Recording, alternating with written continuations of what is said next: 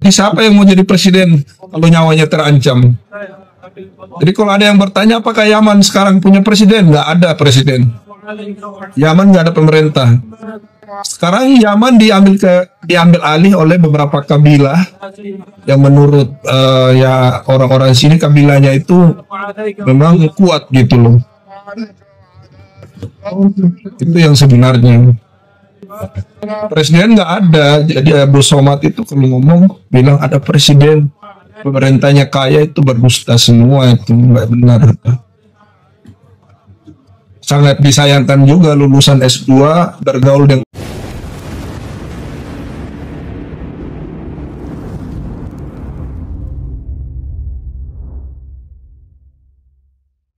di Yaman itu kan baru perang saudara antara Yaman Utara dan Yaman Selatan juga. Jadi memang ekonominya tuh hancur banget ekonominya.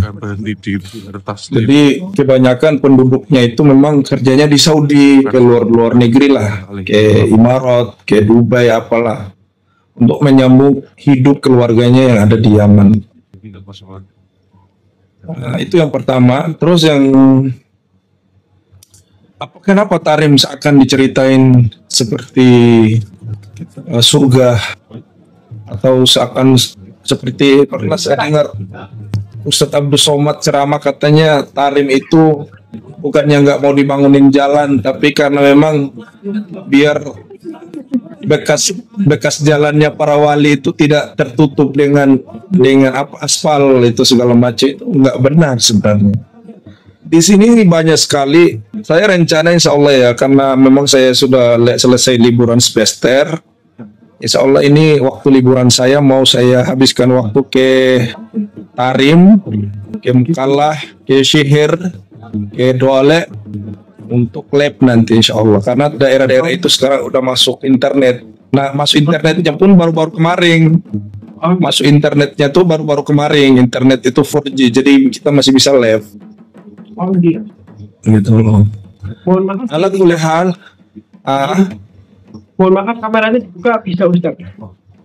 Pertemanan saya nggak bisa. Pertemanan saya baru 600. Di Yaman harus 1000 baru bisa on cam. Oh. Kalau akun saya akun saya kan sudah 5 yang di ban sama mereka. Mereka paling takut sama saya karena apa? Saya kan langsung kan tunjukin yang sesungguhnya di Yaman. Jadi banyak yang sikat akun saya. Oh gitu. Ya Allah. Jadi ala kulihal yang kita lihat di Tarim sendiri kan memang karena efek peperangan yang ada di Yaman ini, antara perang saudara antara Yaman Selatan dan Utara, memang kehidupannya itu tidak normal teman-teman. Masalah ekonominya itu memang hancur. Air minum saja sulit. Kalau mau jujur, kadang air minum sulit. Kadang kita di tempat kita belajar juga, kadang air buat kamar mandi kadang 1 hari nggak ada karena listriknya mati juga kadang gitu loh. Ini wakilnya ya, intinya kita orang terserah mereka mau framing kita hanya menipu, berdusta. Padahal kita cerita yang wakilnya sebenarnya, yang sesungguhnya seperti apa, kita cerita apa adanya. Karena kita harus fair, kita harus insaf, harus ada di pertengahan. Karena gimana pun Yaman ini adalah negara tempatnya para sahabat. Jadi kita nggak boleh juga terlalu gara-gara kita benci si keturunan palsu, seakan-akan Yaman kita hinakan. Kita nggak boleh. Itulah teman-teman. Saya nggak setuju kalau misalnya negara Yaman seakan-akan kita nggak ada insaf. Kita jangan sampai gara-gara kita benci si keturunan Jahanam ini terus kita rendahkan negara Yaman. Dimanapun Yaman itu teman-teman, tempat lahirnya Huzaifah ibn Yaman, Mu'ad ibn Jabbar radhiyallahu anhu ajmain. Jadi kita harus insaf, harus adil. Jangan gara-gara si keturunan Jahanam kita mencela Yaman, itu salah berat. Jadi hati-hati teman. Terus kenapa Yaman berambisi apa namanya Tarim berambisi sekali untuk mengeluarkan apa namanya memberikan kaca dunia tentang Tarim ini. Dalam sisi lain memang bisnis untuk apa namanya markisnya ini kan memang sulit juga. Kalau tidak begitu, tidak membodohi orang, dia mau bangun markisnya pakai apa? Oh, Mau membangun markis makan sehari-harinya santrinya pakai apa kalau tidak dengan tipu daya gitu loh. Karena memang ada yang tukang mengiklankan. Ada satu akun YouTuber itu yang memang mengiklankan, nanti ada yang memberi bantuan, ada segala macam, memang diiklankan dengan segala bumbu yang tadinya ini bumbu untuk racun dijadikan bumbu untuk halal gitu. Jadi kalau dibilang Yaman adalah negara yang maju, pemerintahnya kaya, sampai detik ini memang pemerintah belum ada yang sah. Karena pemerintah yang ada di Yaman itu bukan pemerintah yang sah, karena pemerintah yang sah sudah dibunuh. Itu loh. Yang parah itu Yaman Selatan, saya tahu itu. Kemarin kan ada pemerintah yang sah, namanya Ali Abdullah Soleh. Itu kan kalah lawan Abdul Robbu ketika dalam apa namanya kontes pemilihan, dia kalah lawan Abdul Robbu. Abdul Robbu ini kalah jadi presiden, Abdul Robbu menang jadi presiden. Abdullah Soleh menggerakkan orang-orang Khawarij yang pemberontak dan juga diantaranya Houthi untuk mengambil kembali kekuatan yang diambil Abdul Robbu. Akan tetapi Abdullah Soleh tidak berkuasa. Terakhir Abdul Robbu itu juga mundur jadi presiden karena dia nyawanya kan dikejar terus. Sebagaimana Ali Abdullah Soleh itu kan dibunuh sama masyarakatnya sendiri. Dia ada perjalanan dari Saudi di rudal, terus meledak mobilnya, meninggal di jalanan di dekat gunung-gunung yang perjalanan antara Son'ah, Arab Saudi, Son'ah itu. Jadi gitu. Jadi sekarang siapapun yang jadi presiden, mereka teror. Jadi siapa yang mau jadi presiden kalau nyawanya terancam? Jadi kalau ada yang bertanya apakah Yaman sekarang punya presiden? Nggak ada presiden. Yaman nggak ada pemerintah. Sekarang Yaman diambil alih oleh beberapa kabilah yang menurut ya orang-orang sini kabilahnya itu memang kuat gitu loh. Itu yang sebenarnya. Presiden nggak ada. Jadi Abdul Somad itu kalau ngomong bilang ada presiden, pemerintahnya kaya, itu berdusta semua, itu nggak benar. Sangat disayangkan juga lulusan S2 bergaul dengan orang dongeng, jadi ikut dongeng juga gitu. Dan itu sekali bersumpah ini ada di Yaman beneran. Saya ada di Yaman, kalau saya bisa on cam saya tunjukin kalian. Saya Bukan aspal palsu. Betulkah di Yaman itu katanya nggak diaspal karena takut telapak kaki wali-wali itu bisa di ini kalau diaspal? Saya kan saya sudah punya nador sama teman-teman semua. Insya Allah ini kan saya sudah selesai semester. Saya nanti mau ke Tarim, mau lab di sana, mau tunjukin kalian semua. Ya Allah. Ini Mbak Alexa. Saya mau tunjukin wakilnya sebenarnya. Enggak, karena aspal palsu ini sudah lama berkecimpung di sini. Terus ini di Bennett akunnya. Akun saya sudah 5 di Bennett. Akun saya sudah 5 di Bennett. Gara-gara ini di Bennett.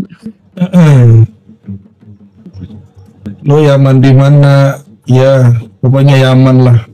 Gak butuh saya kasih tahu Yamannya di mana. Yang intinya siap-siap rungkat aja. Rasa palsu. Tarim sama Yaman tuh lain apa gimana? Jadi gini teman-teman ya,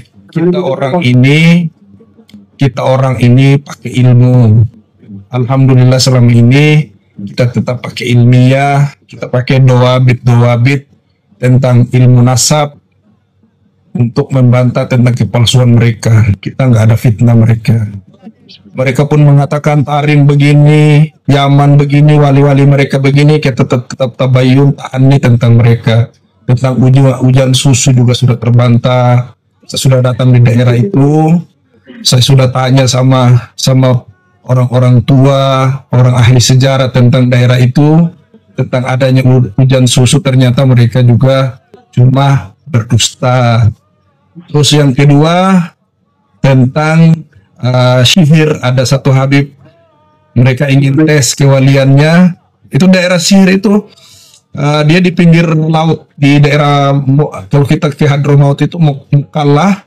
Terus dari Mukallah itu kalau nggak salah naik mobil sekitar 50.000 lah uang Indonesia ke sihir. Di sana juga ada satu pondok yang punya Habib, dan di sana ada beberapa orang Indonesia juga yang belajar di dalam situ. Dan sihir ini teman-teman, ada satu kuburan yang punyanya Bafadol dari kabilah Bafadol, itu dialawikan juga sama mereka, dijadikan Habib sama mereka. Begitu. Jadi bukan hanya di Yaman, bukan hanya di Indonesia aja memalsukan kuburan, di Yaman pun mereka memalsukan kuburan. Seperti di daerah Aden, ada satu kisah di daerah Aden. Saya insya Allah kalau pulang ke Indonesia saya mau bongkar semua, saya mau kirim semua video di di media. Biar orang nasab palsu nanya, boleh nanya. Boleh bang. Ini suara apa itu banget? Dibuka boleh kameranya sama Mbak Alexa. Mbak Alexa udah bisa. Saya ini belum bisa on cam, Mas Yula, belum bisa. Oh, Belum bisa on cam saya. oh gimana? Nanya ini Mas Nasab, saya panggilnya Nasab aja deh. Di Yaman itu dekat makam Nabi Hud nggak itu sampean? Nabi Hud itu di daerah Tarim. Dekat. Oh beda. Dekat bang. Sama aja. Oh dekat. Jadi memang Sudah ke situ. Maksudnya gini, itu menurut sampean itu bener apa enggak itu? kalau dalam sejarah memang Nabi Hud memang dalam Al-Quran memang dia dikuburkan di dalam lembah gunung, dan memang dikisahkan dalam Al-Quran memang lembah gunung itu adanya di sekitar situ. Oh, Di tafsiran juga itu. Akan soalnya tetapi kan tidak ada ahli sejarah. Saya juga ada referensi, maaf ya. Oh iya boleh. Jadi tidak ada ahli sejarah detik ini yang mengatakan bahwasanya itu benar kuburannya Hud di situ. Karena memang kuburan ini kebanyakan tidak ada yang tahu meninggal di mana, walaupun ada yang mengisahkan dia meninggal di situ, tapi untuk benar bahwasanya dia dikubur di situ itu sulit. Kalau saya yang pernah baca, Mas Yula, Mas Yula asli mana Mas? asli Jawa Tengah saya. Jawa Tengah di. Wih, Enggak lah, tapi cuma tanya desanya kan. Ayo Pak, podo Mas. Aku pernah baca di kitab Mbah Soleh Darat, karya Mbah Soleh Darat. Oh, ngertos. Kitab Manasik Haji wal Umroh. Jadi di situ ditulis di antara Hajar Aswad, makom Ibrahim dan sumur Zamzam, disitulah makam Nabi Hud, Nabi Nuh, Nabi Syuaib dan Nabi Soleh. Coba bisa ulangi lagi, di antara sampean bisa cari kitab Manasik Haji wal Umroh, karya miliknya siapa bang? Mbah Soleh Darat.